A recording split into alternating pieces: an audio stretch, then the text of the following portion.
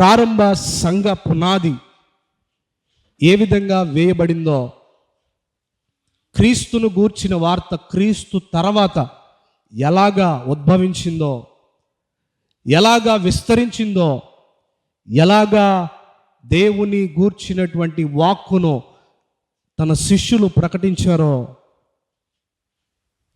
అలాగే ప్రజలలో గొప్ప మార్పు, ఒక రివైవల్, ఒక ఉజ్జీవాన్ని ఎలా కలిగించిందో ఈ అపోస్తుల కార్యం మనకి తెల్లగా తెలియచేస్తుంది.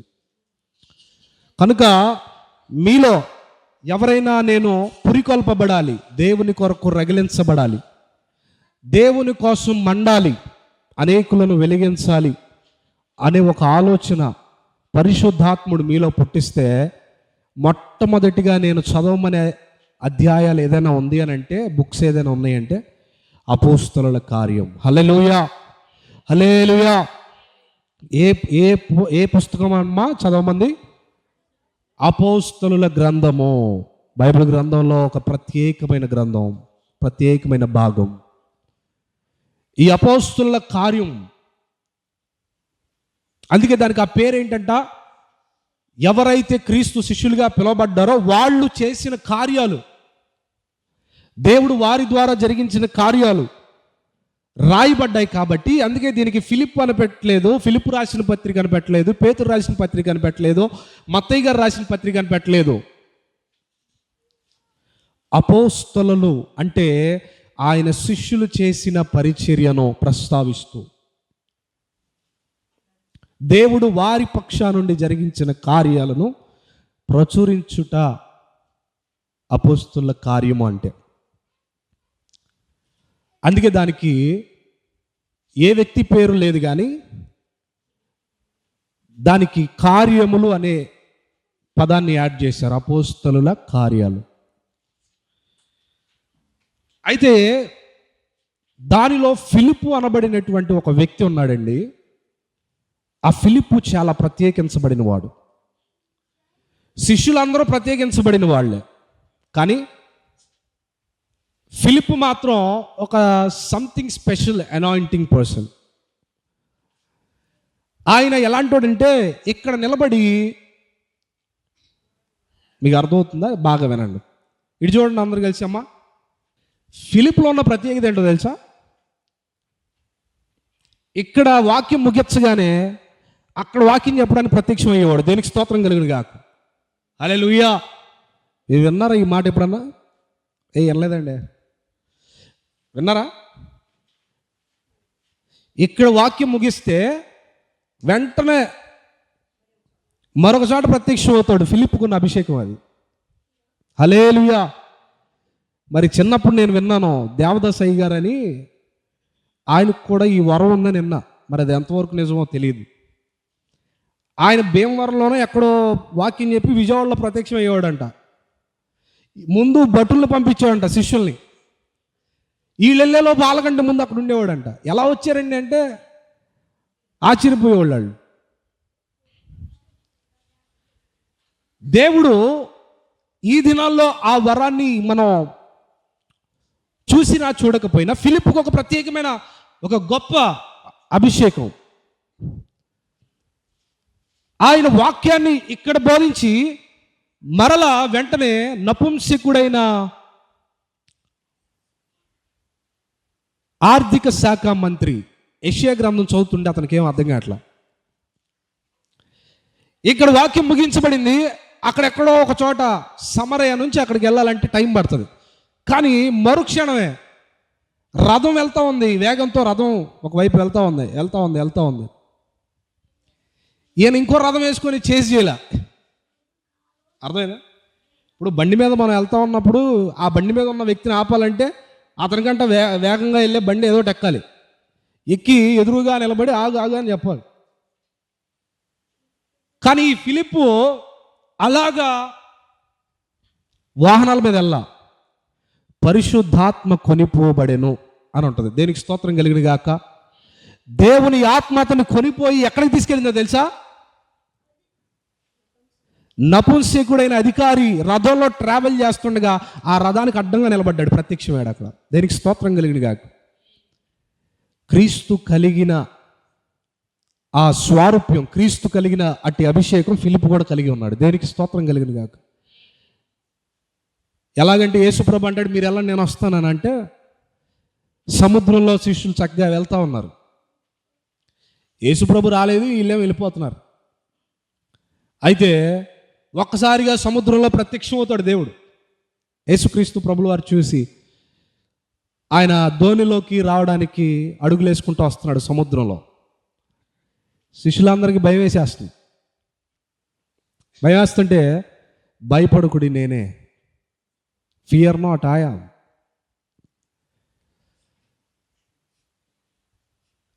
అలాగే ఫిలిప్ కూడా దేవుని ఆత్మచేత కొనిపోబడ్డాడు. ఆత్మచేత కొనిపోబడిన సేవకులు, ఆత్మచేత కొనిపోబడిన సేవకుడు ఫిలిప్. ఈ ఫిలిపు వలన ఉపయోగం లేదు, కానీ ఫిలిప్పును కొనిపోబడిన ఆత్మ వలన ప్రజలకు ఉపయోగం. దేనికి స్తోత్రం కలిగిన గాక. హల్లెలూయా, హల్లెలూయా. ఈరోజు సేవకుని వలన ప్రయోజనము బొత్తిగా లేదు, కానీ సేవకుని మీద ఉన్న ఆత్మ వలన ప్రజలకు ప్రయోజనం. మనుష్యుల వలన ఉపయోగం లేదు, కానీ ఆ మనుష్యుని పైన దేవుని ఆత్మ ప్రత్యక్షత కలిగి ఉన్నప్పుడు ప్రజలకు మేలు కలుగుతుంది.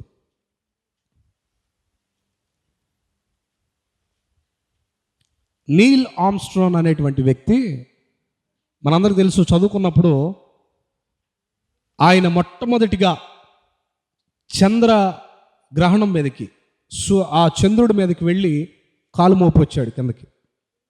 సక్సెస్ఫుల్గా క్రిందకు వచ్చాడు. చాలామంది ఆయన్ని చూసి ఒక్కసారైనా ఆయన చేతితో షేక్ హ్యాండ్ తీసుకోవాలనుకున్నారు. షేక్ హ్యాండ్ తీసుకోవడానికి గొప్ప గొప్ప ధనవంతులు, డబ్బు కలిగిన వాళ్ళు, పేరు ప్రఖ్యాతులు గాంచిన వాళ్ళు ముందు వరుసలో కూర్చున్నారు. జనులు ఎప్పుడూ లేనిది ఒక్క చంద్రమండలంలో అడుగుపెట్టి రాగానే అతన్ని ప్రత్యేకంగా ట్రీట్ చేస్తున్నారు. ప్రత్యేకంగా అతన్ని పట్టుకోవాలి, అతను చేయన్న టచ్ చేయాలన్న వాళ్ళు ఎంతో ప్రయత్నించారు. అప్పుడు అతను అంటాడు కదా, నేను చంద్రుని మీద కాలు మోపి రావటం వలన పెద్ద ప్రయోజనం లేదు, కానీ యేసు క్రీస్తు ప్రభు ఆత్మను ధరించుకొని భూమి మీద అడుగుపెట్టుట, అది దేశమునకు ప్రపంచానికి గొప్ప మేలుకరం అన్నాడు. దేనికి స్తోత్రం కలిగిన గాక. హల్లెలూయా, హల్లెలూయా. ఆయన ఆత్మచేత కొనిపోబడిన వాడు యేసుక్రీస్తు ప్రభుల వారు.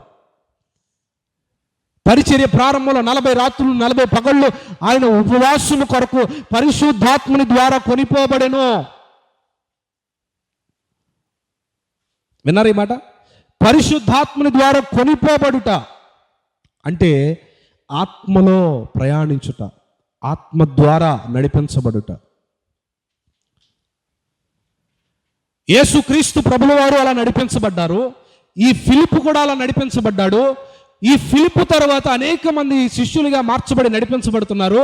ఈరోజు మన సమాజంలో కూడా ఆత్మ ద్వారా నడిపించబడే సేవకులు కొంతమంది ఉన్నారు. దేనికి స్తోత్రం కలుగును గాక. హల్లెలూయా. గమనించాలి, ఆత్మ ద్వారా వీడు ఉన్నాడా, లేకపోతే ఆత్మ లేనివాడై ఉన్నట్లుగా నటిస్తున్నాడా అని గమనించాలి. గమనించే విధానం కావాలి. వారి వలన నీకు ప్రయోజనం, కానీ కనబడుతున్న ప్రతి ఒక్కరి వలన కూడా నీ ఆత్మ ఎదగదు, నీ ఆత్మ ఫలించదు, నీ బలహీనత నుంచి విడుదల కలగదు, నీ హృదయం సంతోషించదు, నెమ్మది సమాధానం దొరకదు, అందరూ అడుగు పెట్టుబట్ట వలన కలగదు. కానీ ఆత్మ ద్వారా కొనిపోబడిన వాడు మీ మధ్యలో నిలబడినప్పుడు మాత్రమే గొప్ప కార్యాలు జరుగుతాయి. దేవునికి స్తోత్రం కలుగును గాక. ఎందుకో తెలుసా? అతనిని ఉపయోగిస్తున్నది ప్రభు అయిన క్రీస్తు. ఈ ఫిలిప్పు అలాంటి వాడే, ఈ ఫిలిప్పు అటువంటి వాడే. ఆ దినాల్లో ఫిలిప్పును ఉపయోగించుకొని దేవుడు వాక్యాన్ని ప్రకటించాడు జనులకి. ఈ సమరయ పట్టణము ఒక చిన్న పట్టణం, ద సిటీ ఆఫ్ సమరయ.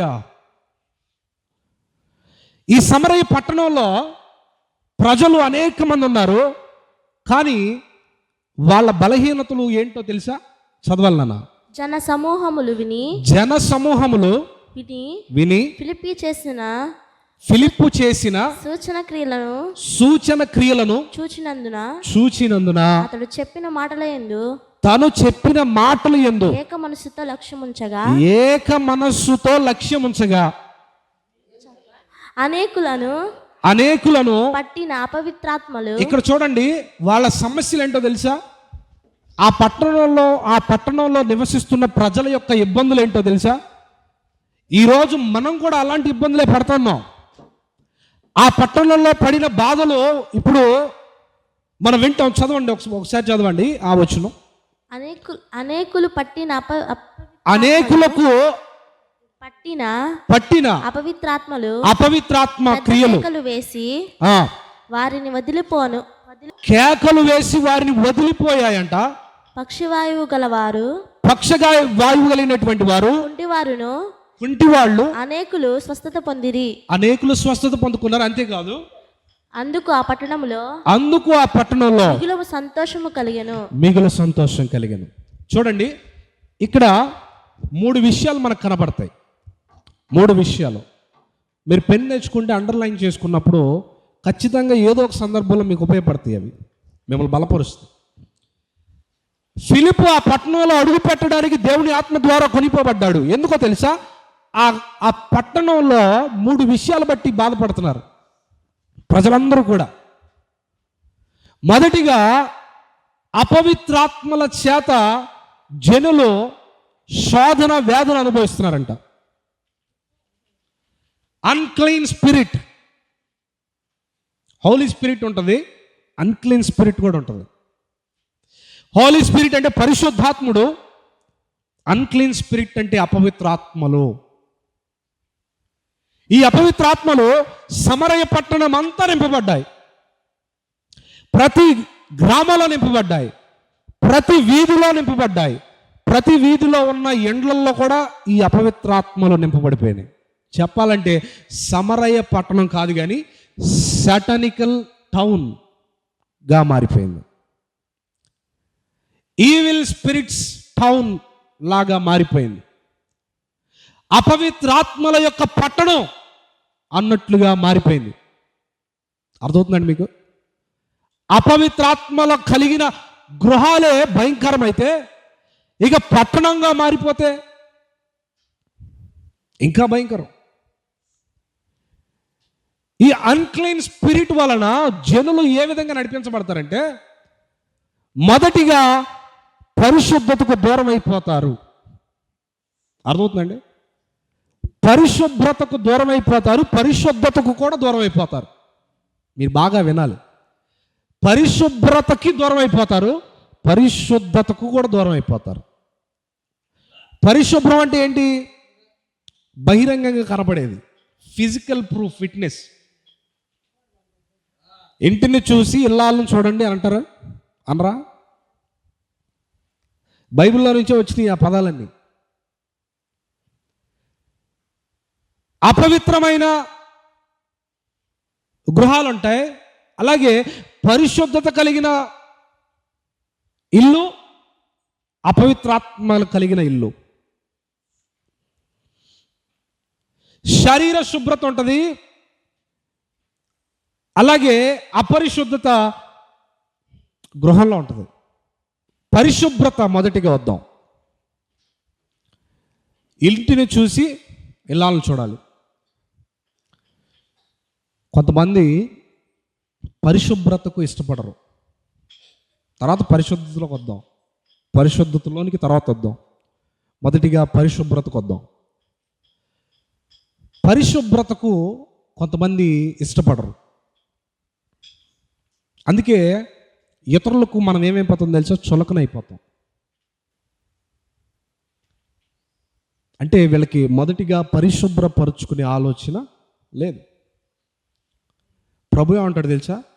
నేను పరిశుద్ధుడను, మీరు పరిశుద్ధంగా ఉండండి. అది పరిశుభ్రతలోను పరిశుద్ధతలోను. ఒక క్రైస్తవుని గృహం ఎలాగుండాలి అంటే, ఇది దెయ్యాల కొంపలా కాదు, ఇది క్రీస్తు నివసించే గృహంగా ఉండాలి. చూడంగానే జనులు సాక్ష్యం ఇవ్వాలి ఆ గృహాన్ని చూసి. మనుషులే ఈ గృహంలో నిలబడడానికి ఇష్టపడకపోతే పరిశుద్ధుడైన దేవుడు నీ గృహంలో ఎలా ఉంటాడు? నిత్యము ప్రార్థన దోపాలతో గృహమంతా నింపబడాలి. హల్లెలూయా, హల్లెలూయా. పరిశుభ్రత మొదటిగా మన దేహానికి, మన గృహానికి అవసరం. మనం క్రీస్తును నమ్ముకున్నప్పుడు మొదటిగా మనకు పరిశుభ్రత ఉండాలి, పరిశుభ్రత ఉండాలి. శరీర దేహ పరిశుభ్రత ఉండాలి, గృహ పరిశుభ్రత ఉండాలి, గ్రామ పరిశుభ్రత ఉండాలి. అప్పుడే దేవుడు నీ యొద్దకు రావడానికి అవకాశం. ఎందుకో తెలుసా? నీ దగ్గర అపవిత్రాత్మల సమూహం ఉంటే ఇవన్నీ జరుగుతాయి. అక్కడ ఏం రాయబడి ఉంది? అపవిత్రాత్మను పట్టిన వారు అని అంటే అర్థం అన్క్లీన్ స్పిరిట్. Unclean spirit. పరిశుభ్రత దొరకదు, పరిశుభ్రం కనపడదు. ఈరోజు మన గ్రామము అపరిశుద్ధత నుంచి విడుదల పొందుకొనుగాక, అపరిశుభ్రత నుంచి విడుదల పొందుకొనుగాక. పరిశుద్ధమైన ఆలోచనలు, పరిశుభ్రమైన ఆలోచనలు యేసు నామమున నా దేవుడు కలిగించునుగాక. హల్లెలూయా. పరిశుభ్రమైన గృహాలుగా మన దేవుడు వాటిని నింపునుగాక. పరిశుభ్రపరుచుకునే జ్ఞానం మనకు ఉండాలి. చెట్టు కిందైనా కూడా మా ఇల్లు ఇంతేనండి, మా గోళ్ళు ఇంతేనండి కాదు. మన ఇల్లు ఎలా ఉండాలంట, నీకు ఇచ్చిన ఆ చెట్టు నీడైనా కూడా దాన్ని పరిశుభ్రంగా ఉంచుకోవడం మొదలు పెట్టాలి. ఒకవేళ పరిశుభ్రత ఉంచుకోవడానికి ప్రయత్నించకపోయినా, పరిశుభ్రతకి ఇష్టపడకపోయినా, నీవు అపరిశుద్ధముతో అంటే అపవిత్రాత్మతో నింపబడిన వాడువే. హల్లెలూయా, హల్లెలూయా. ఈ మాట బహుశా కొంతమంది గుచ్చుకోవచ్చు బయట వాక్యం వినే వాళ్ళకి ఎవరికైనా. దేవుడు సెలవిస్తున్న మాట, మొదటిగా నీ గృహాన్ని, నీ ఇంటిని, నీ శరీరాన్ని, నీ దేహాన్ని, నీ వస్త్రధారణను, నీ గ్రూమింగ్ స్టాండర్డ్స్ అంటే క్రమాన్ని, గడ్డాన్ని లేకపోతే నెయిల్స్ని కట్ చేసుకోవడంలో అన్ని విషయాల్లో మనం ఎలా ఉంటే పరిశుభ్రం కలిగి ఉండాలి. తర్వాత పరిశుద్ధతలోనికి అడుగు పెడతాం. ఈ ఆత్మలు దురాత్మలు ఎలా చేస్తాయంటే, అది ఇల్లా లేకపోతే అపవాది గృహమా అన్నట్లుగా మార్చేస్తాయి. ఈ అపరిశుద్ధత కలిగిన వాడికి మొదటిగా దేవుని నుంచి దూరం చేస్తాయి, ఈ ఆత్మలు దూరం చేస్తాయి. రెండవదిగా అపరిశుద్ధమైన కార్యాలన్నిటినీ చేస్తాడు, పాపముతో నింపబడతాడు, మోహపు చూపుతో నింపబడతాడు. దేవుడేమో వారి దేహాలను పరిశుద్ధమైన దేహాలుగా దేవుడు చేస్తే, వీళ్ళేం చేస్తారంట, పరిశుభ్రత లేకుండా అపరిశుద్ధమైన అపవిత్రాత్మల సమూహాల చేత నింపబడి వారి గృహాలను నాశనం చేసుకోవడం కాక, పట్టణాన్ని నాశనం చేయడం కాక, గ్రామాన్ని నాశనం చేయడం కాక, వారి ఆత్మను కూడా అపవిత్రపరుచుకుంటారు, వారి ఆత్మను కూడా అపవిత్రపరిచేస్తారు. ఈరోజు అపవిత్రమైన ఆత్మలు అనేకమని ఉన్నాయి. ఈరోజు ఈ అపవిత్రాత్మ ప్రపంచాన్ని ఏలుతుంది.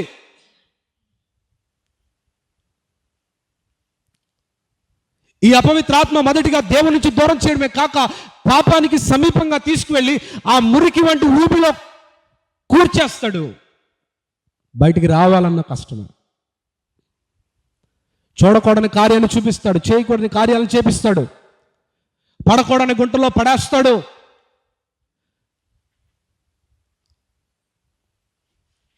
దేవుని యందు ఏమాత్రం విశ్వాసము భయభక్తులు లేకుండా ఈ అపవిత్రాత్ముడు చేస్తాడు. Unclean spirit. ఈ మధ్యకాలంలో అమెరికాలో ఎక్కడ చెప్పాలా, అమెరికాలో శాన్ ఫ్రాన్సిస్కో అనే ప్రాంతంలో ఒక సాతాను చర్చ్, దాని పేరేంటి, సాతాను church, Satan church, the church of Satan. విన్నారా మీరు ఎప్పుడన్నా? విన్నారా ఏమ్మా? వినలేదు? ఇద్దరు విన్నారు. దేనికి స్తోత్రం. ఈ అపవిత్రాత్మలు పట్టిన వారు ఏం చేస్తారు తెలుసా? మొదటిగా రక్షణ అనుభవం కలిగినా కూడా, బాప్తీసం పొందినా కూడా, యేసుక్రీస్తు ప్రభు నా సొంత రక్షకుడు అని తెలిసి స్వీకరించినా కూడా, తర్వాత నెమ్మదిగా ఏం చేస్తాడు తెలుసా? వాడు మరలా అదే పాపస్థితిలో తీసుకెళ్ళిపోతాడు. వాక్యం, దేవుని వాక్యం సేవకుని ద్వారా రోషంగా వినిపింపజేస్తున్నా కూడా అసలు ఆ వాక్యం ఇక్కడ దాకా వచ్చి ఈ దేహాన్ని టచ్ చేయకుండా పక్కకి వెళ్ళిపోతుంది. ఎందుకో తెలుసా? అపవిత్రాత్మల సమూహంతో నింపబడి ఉన్నాడు ఇతను. అంతేకాదు, రక్షణ పొందితే అన్బాప్టిజం అంటే బాప్తిస్మము, అలాగే బాప్తిస్మం నుంచి విడుదల. అన్బాప్టైజ్ అంటే టీవీ బిగించడం, టీవీ ఓడదీసేయడం. మీకు అర్థం అవ్వాలంటే అర్థమవుతుందా? టీవీ బిగించడం ఇది ఇన్స్టాల్డ్, టీవీ తీసేయడం అన్ఇన్స్టాల్డ్. అలాగే బాప్తిజం మునిగి క్రీస్తు రక్షకుడని ఒప్పుకోనుట. అన్బాప్టిజం అంటే బాప్తిజం దానిలోనే మునిగి లేచి సాతానే నా రక్షకుడు అని చెప్పుట. అక్కడ అమెరికాలో జరుగుతుంది, కానీ ఇక్కడ నేరుగా ఈ అన్బాప్టిజం పేరు కాకుండా బాప్తిజం తీసుకొని తాగుతూ, బాప్తిజం తీసుకొని వ్యభిచరిస్తూ, బాప్తిజం తీసుకొని అసలు యేసుప్రభు అంటే ఎవరో మాకు తెలియదండి అని నటించేటువంటి వాళ్ళు ఈ అన్బాప్టిజంలో పార్టిసిపేట్ చేసిన వాళ్ళు. అన్బాప్టిజం, బాప్తిజం పొందినారు కానీ వారికి తెలియకుండానే అన్బాప్టిజంలోనికి అడుగు పెట్టేశారు. ఇది అపవిత్రాత్మలు చేసే పనులు. రక్షణ పొందాము, బలలో పాలుపంపులు పొందుతున్నావు, కానీ దేనిలో ఉన్నావు తెలుసా? అన్బాప్టిజంలో ఉన్నావు. అంటే క్రీస్తుకు వ్యతిరేకమైన బాప్తిజంలోకి వచ్చేసావు. నీ జీవన విధానం అలా ఉంది, నీ ప్రవర్తన అలా ఉంది, నీ నడవడిక అలా ఉంది, నీ చూపు అలా ఉంది, నీ కార్యాలు అలా ఉన్నాయి. అపవిత్రాత్మలు. అందుకేనంట అపవిత్రాత్మల గురించినటువంటి వాక్యం మత్తయి సువార్త 12:43 చక్కటి మాట రాయబడి, చదువు ముగించేస్తా. అపవిత్రాత్మ ఒక మనిషిని వదిలేసిన తర్వాత అది విశ్రాంతి వెదకచ్చు. చూడండి, ఒక అపవిత్రాత్మ ఒక మనిషిని విడిచిపెట్టిన తర్వాత అది ఇతని దగ్గర ఇక ఏం మిగలలేదు కనుక ఇతను వదిలేసి ఇంకో చోటుకి వెళ్దామని ఆ ఇంటిని వదిలి బయటకు వచ్చిందంట. బయటకు వస్తే నీరు లేని స్థలం కావాలి, దానికి డ్రై ల్యాండ్ కావాలి. గతంలో దీని గురించి మనం మాట్లాడుకున్నాం. దానికి ఏం కావాలంట? నీరు లేని ప్లేస్ కావాలి. అది ఎక్కడ కనపడట్లేదంట. వెతుకుతుంది. ఆ పట్టణం వెతికింది, ఆ గ్రామం వెతికింది, ఎక్కడ దొరకలేదు దానికి నీరు లేని స్థలం. అన్నీ ఎతికేసింది. ఆఖరికి దానికి అనిపించింది ఎక్కడ కూడా మనకి నివాస యోగ్యమైన డ్రై ల్యాండ్ లేదు, నీరు లేని స్థలం లేదు. కనుక మనం వదిలేసిన ఇంటికి వెళ్దాం, అక్కడే మనం స్థిరపడి ఉందాం. అంతేకాదు, అక్కడ స్థిరపడి ఉండటం కాకుండా నాలాంటి ఫ్రెండ్లు ఎంతమంది ఈ అపవిత్ర ఆత్మకి సమూహాలు ఉంటాయి కదండి. అమ్మో, నా ఫ్రెండ్లు అందరూ ఎక్కడ ఇబ్బందులు పడుతున్నారో, నేనే ఇట్లా తిరిగాను, ఎక్కడ కనపడలేదు నాకు. పలానా మేరియం గారి ఇంట్లో, పలానా మరియం గారి ఇంట్లో డ్రై ల్యాండ్ ఉంది, మనం అందరం ఉండొచ్చని ఏం చేస్తాడనుకుంటా, ఆడు వచ్చింది కాకుండా మిగతా అపవిత్రాత్మలు కష్టపడిపోతాయని ఈడు ఎత్తుక్కొని మరీ వెళ్ళి ఏం చేస్తాడు తెలుసా? అపవిత్రాత్మ దెయ్యములను 7 దెయ్యాలను తీసుకొచ్చి ఆడితో పాటు జాయిన్ చేస్తాయంట. అప్పుడు అతని స్థితి ఎలా ఉంటుందో తెలుసా? మొదటి స్థితే భయంకరం. ఒక పిప్పే మిగిలింది, ఎముకల అస్థిపంజరం మిగిలింది, రోగాలు, బలహీనతలో, అపరిశుభ్రత, ఇల్లంతా దెయ్యాల కొంపగా మారిపోయింది. ఇప్పుడు వెళ్ళిపోయిన తర్వాత మరలా అది రావడం, దాంతోపాటు 7 దెయ్యాలను తీసుకొచ్చేసింది. ఇప్పుడు అతడి స్థితి ఎలా ఉంటుంది చూడండి. అసలు మొదటి స్థితి కంటే ఇప్పుడు కడపటి స్థితి మరీ భయంకరంగా ఉంటుందంట. బికాజ్ అన్క్లీన్ స్పిరిట్, అపవిత్రాత్మ ప్రభావం. ఈరోజు అపవిత్రాత్మ ప్రభావం ఒక గృహములో ఉంటేనే ఆ గృహం నాశనం అయిపోతే, ఇప్పుడు సమరయ పట్టణం అంతా నింపబడిపోయింది. ఇక ఏ ఇంటిలో కూడా నెమ్మది అనేదే కనపడదు, సంతోషం అనేదే కనపడదు. రకరకాల రోగాలు, పక్షవాయువులు, కుంటితనం, గుడ్డితనం, రకరకాల రోగాలతో ఆ గ్రామము, ఆ పట్టణం అంతా నింపబడిపోయింది. ఏ ఇంటిలో చూసినా అదే బాధ, ఏ ఇంటిలో చూసినా అదే వేదన. అయితే ఆ పట్టణాన్ని జ్ఞాపకం చేసుకొని తన సేవకుడైన ఫిలిప్పును ఆత్మ ద్వారా కొనిపోపింపజేశాడు. దేనికి స్తోత్రం కలిగింది కాక. హల్లెలూయా. ఆ పట్టణంలో బాధపడుతున్నా, నలిగిపోతున్నా, దుఃఖిస్తున్న, చీకటిలో బందీలుగా మారిపోయిన ఆ పట్టణాన్ని, ఆ ప్రజలను దేవుడు ఉద్దేశించాడు. ఈరోజు అటువంటి ఆత్మల సమూహాలతో బాధపడుతున్న గృహాలను దేవుడు జ్ఞాపకం చేసుకొని ఎందుకు పనికిరాని నన్ను నిలబెట్టి వాక్యాన్ని ప్రకటిస్తూ ఉండగా, యేసు నామమున ప్రతి గృహంలో నా అపవిత్రాత్మ దెయ్యాలు విడిచి వెళ్ళిపోనుగాక, అపవిత్రాత్మ దెయ్యాలు విడిచి వెళ్ళిపోనుగాక, అపరిశుద్ధత వెళ్ళిపోనుగాక, యేసు నామమున పరిశుభ్రత ఆ గృహమును కనుకొనుగాక. మొదటిగా ఏంటంట, అపవిత్రాత్మల సమూహాలతో ఆ గృహాలు నింపబడిపోయినాయి. అందుకని ఏం కలుగుతుందంట, వారి పరిశుభ్రత లేదు, ఆధ్యాత్మికంగా వారి ఆత్మ కూడా పరిశుభ్రంగా లేదు, పరిశుద్ధత కలిగి లేదు. రెండవదిగా రోగాలు, పక్షవాతం, పక్షవాయువు కలిగిన వారు ఉన్నారు.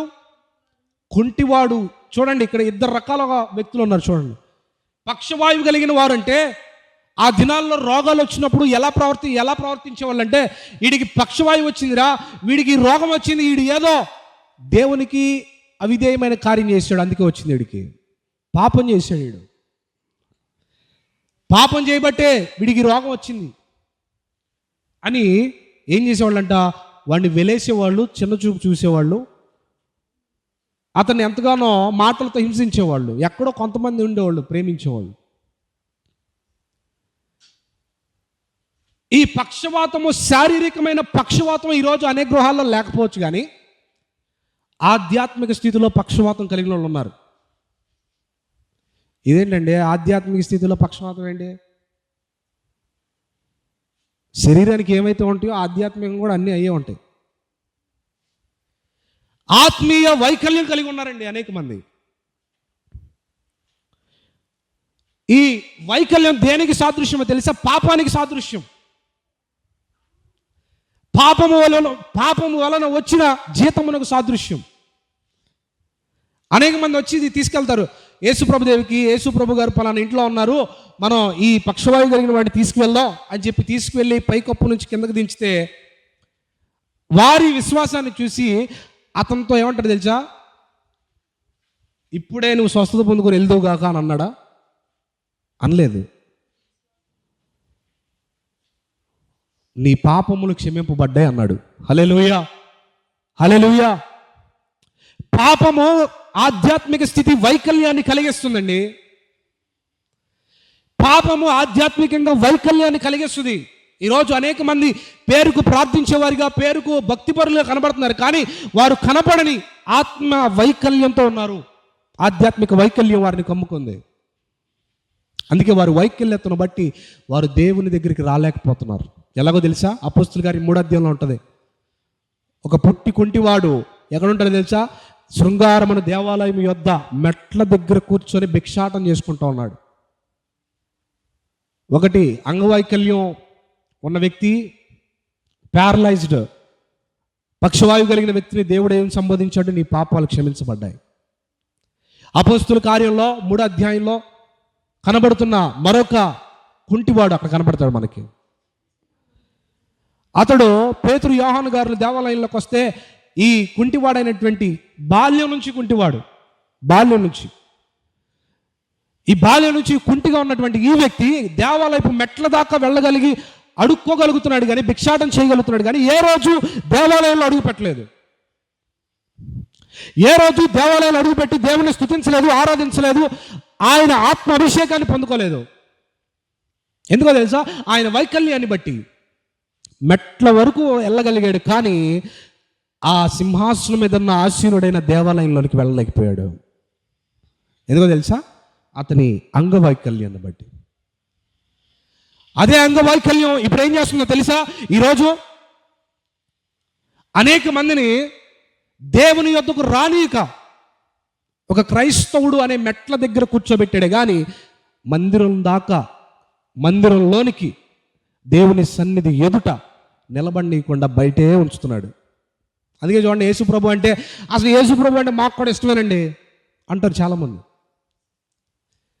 మీరు చూడండి, అన్యుల్లో కనపడరు కానీ మనకి ఈ తెనాలి దగ్గర యేసుక్రీస్తు ప్రభువారిని క్రిస్మస్ దినాన ఒక బొమ్మను, ఒక పటాన్ని ఎడ్ల బండి మీద పెట్టి ఆ పటాన్ని ఊరేగిస్తారు. ఆ ఊరంతా తిప్పుతారు. ఆ ఊరంతా తిప్పుతున్నప్పుడు సహజంగా ఇది మనం ఇతర సాంప్రదాయాల్లో చూస్తాం. ఎగ్జాక్ట్గా అలాగే వీళ్ళు కూడా ఎడ్ల బండి మీద తీసుకొచ్చారు. ఎడ్ల బండి మీద తీసుకొచ్చి దానికి దండేసి సాంబ్రాణి పుల్లలు పెట్టి ఎదురుగా ఫలాలు పెట్టి ఆ ఫలాల్లో సాంబ్రాణి పుల్లలు గుచ్చి ఏం చేస్తారు తెలుసా? ధూపం ఇలా వేసేవాళ్ళు ఉంటారు అక్కడ. ఈ బండి వెళ్తూ ఉంటే అనేక మంది అన్యులు ఏం చేస్తారు తెలుసా? వారి ఇళ్ల ఎదుటిగా నీళ్లు చల్లుకొని కొబ్బరికాయలు, టెంకాయలు తీసుకొచ్చి ఆ ట్రాక్టర్ ఎదురుగా కొట్టి ఇలా నీళ్ళు ఇలా చిమ్మి ఇలా కళ్ళకు అద్దుకుంటూ ఉంటారు.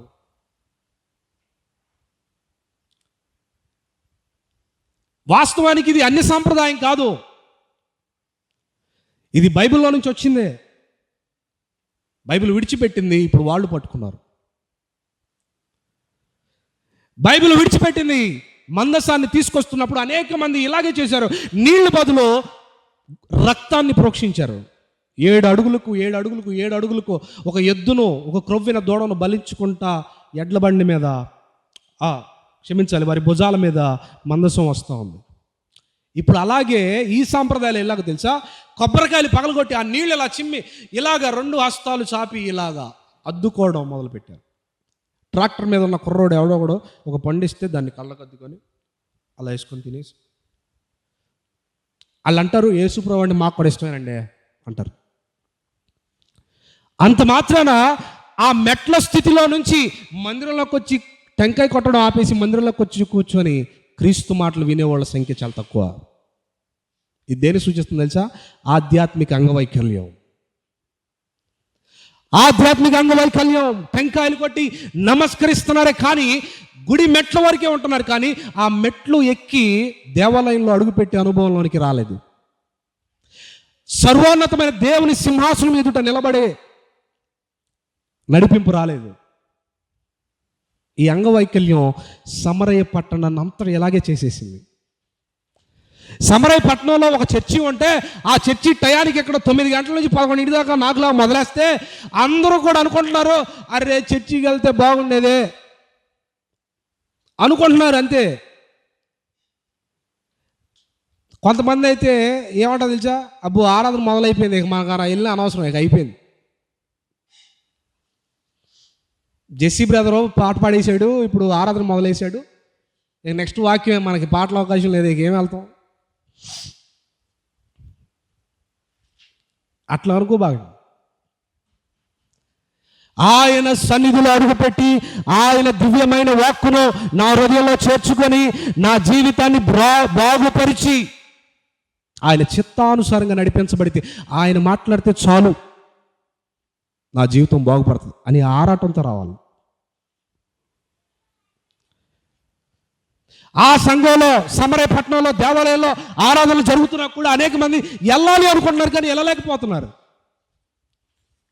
అరే సేవకుడు బలముతో అభిషేకంతో నింపబడి వాక్యాన్ని ప్రకటిస్తున్నాడు, మనం వెళ్ళాలి ఆయన సన్నిధిలో అడుగు పెట్టాలి, మన బ్రతుకులు మార్చుకోవాలి. ఆశ అయితే ఉంది కానీ అడుగులైతే పడట్లేదు. అర్థమవుతుందండి?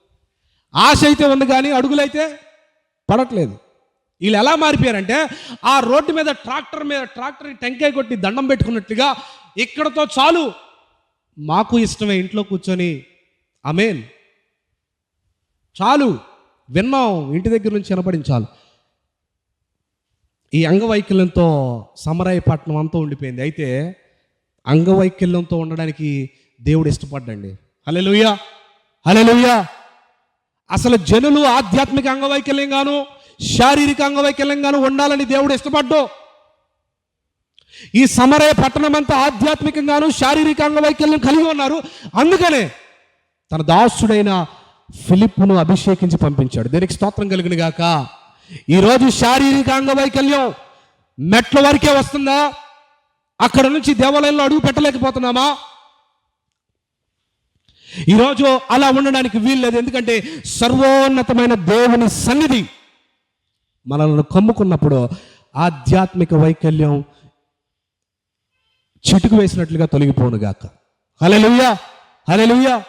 వెంటనే పేతురు యోహాను గారు వచ్చి అంటారే, నీ అంగవైకల్యాన్ని బట్టి మేము చింతిస్తున్నాం, దేవుడు బాధపడుతున్నాడు కాబట్టి బంగారం వెండిని ఆశించబాక, ఈ ప్రపంచంలో ఉన్న అన్ని విషయాల మీద ఆరాటం పెట్టుకోకో.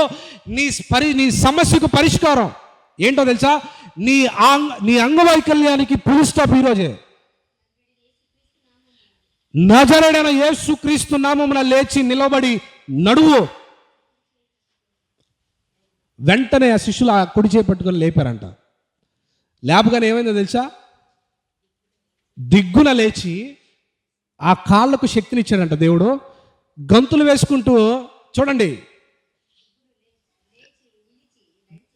దిగ్గున లేచి నిలిచి నడిచి ఒక నిమిషం అండి, ఎటెళ్ళాడో తెలుసా? అతను గబగబ కిందకి వెళ్ళిపోయి పరిగెత్తుకుంటూ వెళ్ళిపోయి నా బంధువులకి నా మిత్రులు అందరికీ నేను నడుస్తున్నాను ఇప్పుడు అని చూపించుకున్నాడు. వెళ్ళి ఆ మెట్ల కింద నుంచి దిగిపోయి, చూడండి, ఎప్పుడైతే స్వస్థత పొందుకున్నాడో గబగబ దిగేసి గబగబ కిందకి వెళ్ళిపోయి దేవుడు నన్ను స్వస్థపరిచాడని మా బంధువులకి మా మిత్రులకి మా తల్లిదండ్రులు కనపడొస్తానని అన్నాడా?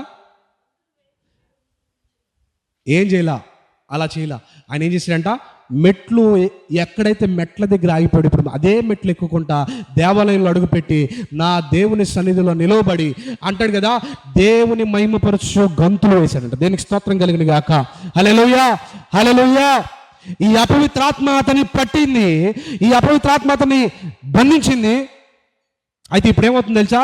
యేసు నామము ప్రకటించబడగా వెంటనే అతడు దిగ్గున లేచి దేవాలయంలో అడుగు పెట్టాడంట. దేనికి స్తోత్రం కలిగిన గాక. ఆయన సన్నిధిలో ఇక ఏముంటుందంట? సంతోషమే, గంతు లేకుండా ఉండలేము. పరిశుద్ధాత్మ పూర్ణులైన వారు ఆరాధనలో గంతు లేకుండా ఉండలేరు. పరిశుద్ధాత్మ పూర్ణులైన వాళ్ళు ఆరాధనలో మైమరిచి ఆరాధించకుండా ఉండలేరు. మన ఈ మధ్య ఆరాధన జరిగింది, ఒక ఆవిడ ఇట్లా కొడతా ఉంది ఇట్లా అంటే ఆవిడకి ఏమో తెలీదు, పరిశుద్ధాత్మతో నింపబడిపోయి ఏంటంట ఆత్మతో ఆరాధన చేస్తుంది. ఇలాంటి అనుభవం సమరయపట్నంలో లేదు, ఇక్కడ అనేక కుటుంబాల్లో లేదు. సమరయ పట్టణంలో ఇటువంటి అనుభవం లేదు. సంతోషంగా సన్నిధిలో గంతులు వేసే అనుభవం లేదు. ఆత్మతో సత్యముతో ఆరాధించే అనుభవం వారికి లేదు. పరిశుద్ధ పరిశుద్ధ ఈ పాటలు పాడుకుని వెళ్ళిపోవడమే. ఎప్పుడైనా ఆత్మతో ఆరాధించినప్పుడు నీ హృదయ వేదన బయటికి వచ్చుట నువ్వు గమనిస్తావు. నీ కళ్ళల్లో నుంచి కారే నీటిని నువ్వు గమనిస్తావు. నీ హృదయంలో వస్తున్న పశ్చాత్తాపం నువ్వు గమనిస్తావు. ఆ ఆరాధన ఈరోజు అంగవైకల్యంలో నుంచి ఏమైపోయిందంట? సమరయపట్నం విడుదల పొందుకుంది. ఈ దేవాలయం యొద్ద ఉన్న వ్యక్తి కూడా విడుదల పొందుకున్నాడు. ఈరోజు ఈ వాక్యాన్ని వినిపింప చేస్తున్న పరిశుద్ధాత్మ దేవుడు మనతో మాట్లాడుతుండగా మన శరీర అవయవ బలహీనతలను అలాగే ఆత్మ సంబంధమైన అంగవైకల్యం యేసు నామమున మనల్ని విడిచి వెళ్ళిపోనుగాక. సమరయపట్నం మొదటిగా దురాత్మల నుంచి విడుదల పొందుకుంది. రెండవదిగా శరీర బలహీనతల నుంచి విడుదల పొందుకుంది. మూడవదిగా మిగుల సంతోషించారు. ఆ మాట చివరిగా చదవండి, ముగించేస్తా. హల్లెలూయా. అందుకు ఆ పట్టణంలో మిగులు సంతోషము కలిగెను. అసలు చూడండి, మిగుల సంతోషం కలిగిందంట ఆ పట్టణంలో. అర్థమవుతుందండి? అసలు సంతోషించాల్సిన సందర్భం ఆ గృహంలో కానీ ఆ కుటుంబంలో కానీ కనబడట్లేదు. ఈరోజు కొన్ని గృహాల్లో చూడండి, ఏమంటే అసలు మాకు సంతోషం అంటే లేదండి. నా బ్రతుకంతా సంతోషం లేని బ్రతుకు, నాది ఆనందం లేని బ్రతుకు. పిల్లలు ఉన్నారులే, వాళ్ళు నన్ను ఉద్ధరిస్తారు అనుకుంటే ఆ పిల్లలే విడిచి వెళ్ళిపోతున్నారు. సంతోషం లేదు, పిల్లల వల్ల సంతోషం లేదు, బిడ్డల వల్ల సంతోషం లేదు, భర్త వల్ల సంతోషం లేదు, భార్య వల్ల సంతోషం లేదు. అందుకని సంతోషాలు వెతుక్కుంటూ బయటికి వెళ్తున్నారు, కానీ అది దొరకట్లేదు. సంతోషం ఇక్కడ కాకపోతే మరొక చోట వెతుకుతున్నారు. ఒక భర్త తన భార్యను ప్రేమించట్లేదంట. అన్ని తెచ్చేస్తున్నాడు, తినడానికి తాగడానికి అన్ని తెచ్చేస్తున్నాడు, కానీ ఆవిడ బాధ ఏంటంటే నన్ను ప్రేమిస్తే నాకు సంతోషం. ఎప్పుడైనా ఆరోగ్యం బాగుందా బాగకపోతే ఒకసారి వచ్చి చెయ్యి పట్టుకుని జ్వరమా లేకపోతే ఏంటో చూడండి, అన్నీ తెచ్చేస్తాడండి. కారు ఉంది, అన్నీ ఉన్నాయి. జ్వరం వచ్చిందంటే పట్టించుకోడు, నాకు కడుపుల నొప్పి అంటే పట్టించుకోడు, నాతో మాట్లాడు, నాతో సమయం కేటాయించడు. కాకపోతే అడిగినన్ని తెస్తాడు. ఏం ప్రయోజనం అండి అడిగినన్ని ఉంటే? ఏం సంతోషం ఉంటుంది చెప్పండి? అందుకని నాకేం కావాలి తెలుసా? అడిగినవన్నీ ఇచ్చేవాడు కాదు, నాకు ప్రేమించేవాడే కావాలంట. ఈవి డివోర్స్ ఇప్పించుకోవడానికి కారణం ఏంటంటే ఏం కావాలంట? అడిగినన్ని తెచ్చేస్తున్నాడు, అది కాదు కావాల్సింది. నాకేం కావాలి? ప్రేమ కావాలి. ఆయనేమో అన్ని తెచ్చివ్వగలడు, కానీ ఈ ప్రేమ చూపించలేడు ఆయన. ఈరోజు అలాగే మనం వెతుక్కుంటూ వెళ్తే ఎక్కడ ఆనందం లేదండి. There is no peace in the world, only in the presence of God. దేవుని సన్నిధిలో మాత్రమే నిజమైన సంతోషం ఉంటుందండి. అందుకే దావీదు తెలుసుకొని ఏమంటారు తెలుసా? నేను చిరకాలము యెహోవా మందిరంలో నివాసము చేసేదను. అంతేకాదు, నీ మందిర ఆవరణంలో ఒక్క దినం గడుపుట 1000 దినాల కన్నా శ్రేష్టం. ఇంకో మాట చెప్పనా? నీ మందిరములో నేను, నా కుటుంబం ఒక పచ్చటి ఒలివ మొక్క వలె నాటబడాలి. అతని సంతోషం ఎక్కడ? దేవుని సన్నిధిలో, ఆయన పాదాల యొద్ద, ఆయన ప్రార్థనా గదిలో ఆయన సంతోషం. దేవుడిలో ఆనందించాలండి. ఈ ఆనందం ఎవరు తీసేయలేరు. అర్థమవుతుందండి? మన ఎదురుగా ఉన్న బిల్డింగ్ బట్టి ఆనందిస్తే ఆ బిల్డింగ్ ఒకరోజు కూలిపోతుంది. మనకున్న కారును బట్టి ఆనందిస్తే ఆ కారు ఒకరోజు కొన్న దగ్గర నుంచి దాని ఖరీదు తగ్గుకుంటూ వచ్చేస్తుంది. లేకపోతే బంగారం ఉంది అని ఆనందించే లోపు అది ఎవరో ఒకళ్ళు ఎత్తుకుపోతారు. మన యొద్ద నుండి తీసేలేనిది ఒకటి ఉంది, ఏంటో తెలుసా? క్రీస్తునందు ఆనందం ఎవ్వడు దొంగిలించలేడు. హల్లెలూయా, హల్లెలూయా. ఆడు ప్రేమించట్లేదు, ఈడు ప్రేమించట్లేదు, వాళ్ళు ప్రేమ చూపట్లేదు, వీళ్ళు ప్రేమ చూపట్లేదు, నన్ను ప్రేమించే వాళ్ళు లేరు, ఇవన్నీ డజంట్ మ్యాటర్. అంతే. నువ్వు దేవునితో కనెక్ట్ అయ్యి ఉంటే ఆయన ప్రేమను ప్రతి క్షణం అనుభవిస్తావు. అంతే. హల్లెలూయా, హల్లెలూయా. అప్పుడు నీ జీవితంలో నిజమైన ఆనందానికి విట్నెస్, సాక్ష్యం. నిజమైన ఆనందం ఎప్పుడో తెలుసా? ఆయన సన్నిధిలోనే. ఆయన సన్నిధిలో అంటే ఏమేమి విడుదల పొందుకుంటా తెలుసా? మొదటిగా అపరిశుభ్రత నుంచి అలాగే అపరిశుద్ధత నుంచి. ఇక శుద్ధత ధరించుకుంటాం, మన గృహాలు పరిశుభ్రపరచుకుంటాం, మన గ్రామం పరిశుభ్రపరచుకుంటాం, మన దేహాలు పరిశుభ్రపరచుకుంటాం, మన ఆత్మను పరిశుద్ధపరుచుకుంటాం, పరిశుద్ధాత్మను పొందుకుంటాం. రెండవదిగా మన ఆధ్యాత్మికమైన వైకల్యాన్ని నుంచి విడుదల పొందుకుంటాం, దుఃఖం నుంచి విడుదల పొందుకుంటాం, శరీర బలహీనత నుంచి విడుదల పొందుకుంటాం. ఇవన్నీ పోయిన తర్వాత ఇంకేముంటుందండి? బాధ. ఆయన సన్నిధిలో ఆనందిస్తాం. దేనికి స్తోత్రం కలిగిన గాక. హల్లెలూయా, హల్లెలూయా. ఈరోజు అట్టి ఆనందం మనలను కమ్ముకొనును గాక. ఈ వర్తమానం వింటూ ఉండగా, ఈ ఫిలిప్పు ఈ వాక్యాన్ని ప్రకటిస్తూ ఉండగానే వాళ్ళు చెవుల ద్వారా ఆలకిస్తున్నారు, శ్రద్ధ కలిగి ఆలకిస్తున్నారు. ఒక్క పదం కూడా మిస్ అయిపోతానా అని శ్రద్ధ కలిగి ఆలకిస్తూ ఉండగా ఆ వాక్యం ఫిలిప్పు నోటిలో నుంచి ఎవరి దగ్గరికి వెళ్ళిందంట? ఆ పట్టణంలో ఉన్న ప్రజలందరి హృదయాల్లోకి వెళ్ళిపోయింది. దేవునికి స్తోత్రం కలుగును గాక. హల్లెలూయా. ఆ ప్రజలందరి హృదయాల్లోకి చేరగా ఈ బలమైన వాక్యము, అభిషేకం కలిగిన వాక్యము, శక్తి కలిగిన వాక్యము ప్రకటించబడగానే ఫిలిప్పు చేతులు వేయకుండానే దెయ్యాలు పారిపోయినాయి. దేనికి స్తోత్రం కలుగును గాక. హల్లెలూయా. ఫిలిప్పు చేతులేసి నూనె రాసి ప్రార్థన చేయకుండానే ఈ వాక్యం వింటుండగానే దురాత్మలో పారిపోయినాయి అంట. ఈ నీరు లేని ప్లేస్ ఏదో తెలుసా? వాక్యం లేని హృదయాలు ఎక్కడైతే ఉంటాయో ఆ హృదయం ఎండిపోయిన హృదయం, ఆ హృదయంలో అపవాదే ఉంటాడు. అందుకే ఈ అపవిత్రాత్మకి తడి ప్లేస్ కనపడేసరికి నీళ్లున్న ప్లేసులు కనపడినాయి. అందుకే ఎక్కడికి వెళ్ళాలి, ఇది నీళ్లు లేని స్థావరం కోసం వెళ్ళింది. వాక్యం అనే ఈ నీరు నీ హృదయంలో ఉంటే నీ హృదయంలో దేవునికి స్థలం ఉంటుంది, అపవిత్రాత్మలకు కాదు, అన్క్లీన్ స్పిరిట్స్కి కాదు, అపరిశుద్ధతకు కాదు, అపరిశుభ్రతకు కాదు, పరిశుభ్రతకు, పరిశుద్ధాత్మకు, నిజమైన సంతోషమునకు స్థలము మన హృదయాల్లో అప్పుడు ఉంటుంది. మన గృహాల్లో ఉంటుంది, మన బిడ్డల జీవితాల్లో ఉంటుంది, మన బ్రతుకులో ఉంటుంది, మన గ్రామంలో ఉంటుంది. ఈరోజు మన దేవుడు ఫిలిప్పు పట్టణానికి అనుగ్రహించిన, ఆ సమరయ పట్టణానికి అనుగ్రహించిన కృప మనకు అనుగ్రహించునుగాక, మన బిడ్డలకు అనుగ్రహించునుగాక. తలలో వచ్చండి, ప్రార్థన చేసుకుందాం. హల్లెలూయా, హల్లెలూయా, హల్లెలూయా. ప్రభువా, ఇదిగో తండ్రి, ఈ ఉదయకాల సమయం నాతో మాట్లాడేవయ్యా అన్న వాళ్ళు మాత్రమే ప్రార్థనలు ఏకీభవించండి. అయా, ఈరోజు నాతో మాట్లాడావు ప్రభువా. రెండు హస్తాలతో పైకి చాపండి, మౌనంగా ఉండొద్దు. నాతో ఈరోజు మాట్లాడావయ్యా, నా బ్రతుకును మార్చడానికి నాతో ఈరోజు మాట్లాడావు ప్రభువా. నాతో మాట్లాడినందుకు వందనాలయ్యా. అయ్యా, నాలో అపరిశుభ్రత ఇంకా ఉందా? మొదటిగా నా గృహం అలా ఉందా? రెండవది నా దేహం అపరిశుభ్రంగా ఉంటుందా?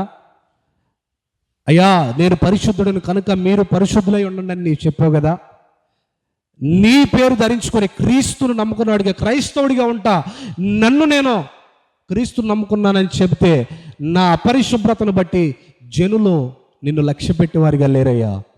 దయచేసి నన్ను మన్నించండి. ఇక నుంచి నేను పరిశుభ్రంగా ఉండాలి, నా గృహాన్ని పరిశుభ్రంగా మార్చుకోవాలి, అంతేకాదు నా దేహాన్ని పరిశుభ్రంగా ఉంచుకోవాలి, నా ఆత్మను పరిశుద్ధంగా ఉంచుకోవాలి, నా బ్రతుకును పరిశుద్ధంగా ఉంచుకోవాలయ్యా. నాతో మాట్లాడినందుకు వందనాలయ్యా. అలాగే నాయన, నా ఆధ్యాత్మిక స్థితి వైకల్యం కలిగి ఉందా? నీ మందిరంలోకి రాలేక, అయ్యా నీ వర్తమానాన్ని ఆలకించలేక, నీ బలమైన శక్తి కలిగిన వాక్కును గమనించలేక, ఇదిగో ఇంటిలో ఉండి ప్రార్థించాలే చాలే అని మెట్ల మీద ఉన్నట్లుగా ఈరోజు నీ సన్నిధిని అనుభవించలేక, నాయనా ఇదిగో తండ్రి ఆధ్యాత్మిక స్థితిలో వెనకబడిపోయి ఉన్నానేమో, నన్ను ఒక్కొక్క మెట్టు ఎక్కించి నీ సన్నిధిలో నిలబెట్టండి అయ్యా. ప్రార్థన చేద్దాం. అయ్యా, నీ సన్నిధిలో నన్ను నిలబెట్టండి అయ్యా. నీ సన్నిధిలో ఆనందించే కృప దయచేయండి అయ్యా. నీ కృపలో సంతోషించే కృప దయచేయండి అయ్యా. అయ్యా, ఇదిగో నీ మందిరంలో వాడబడే కృప దయచేయండి అయ్యా. నీ పరిచయంలో సహకరించబడే కృప దయచేయండి అయ్యా. నీ మందిరంలో నాయన ఇదిగో సేవకులకు నాయన పరిచర్యకును ప్రోత్సహించినట్లుగా నిలబడి నీ కొరకు గంతులు వేసే కృప నాకు, నా కుటుంబానికి దయచేయ్యా. అయ్యా ఇదిగో తండ్రి, ఫిలిప్పు వాక్యమును ప్రకటించగా అపవిత్ర ఆత్మను విడిచి వెళ్ళిపోయినట్లుగా యేసు నామమున ప్రకటిస్తూ ఉండగా ఈరోజు ఫిలిప్పును వాడుకున్న దేవా, అయ్యా ఇదిగో తండ్రి, ఈ పనికిరాని వాడిని నన్ను కూడా నిలబెట్టి మీరు వాడుకున్నందుకు వందనాలు. అయ్యా, ఈ వర్తమానం విడుదలవుతూ ఉండగానే, ఈ వాక్కు విడుదలవుతుండగానే జనులు అపవిత్రత ఆత్మ నుంచి విడుదల పొందుకుందరుగాక, అపరిశుద్ధత నుంచి విడుదల పొందుకుందరుగాక, అపరిశుద్ధాత్మల నుంచి విడుదల పొందుకుందరుగాక, శరీర బలహీనతల నుంచి విడుదల పొందుకుందరుగాక. నీ కృపా, నీ శక్తి, నీ బలమును బిడ్డలకు అనుగ్రహించి మిగుల సంతోషించున్నట్లుగా సంతోష సంబరాలతో మీరు నింపి నడిపించమని, ఈ వర్తమానం మా హృదయాల్లో ఫలభరితంగా మార్చమని, ఎంతమంది అయితే ఈ వాక్యం వారి హృదయాల్లో చేర్చుకున్నారో వారి జీవితాల్లో ఇట్టి 3 కార్యాలు జరిగించి మీ సన్నిధిలో వర్ధిల్లే కృప దయచేయమని యేసుక్రీస్తు ప్రశస్తమైన శ్రేష్టమైన నామములో ప్రార్థించి అడిగి పొందుకొని మీ చేతులకు అప్పగిస్తున్నాం తండ్రి. ఆమేన్. హల్లెలూయా, హల్లెలూయా.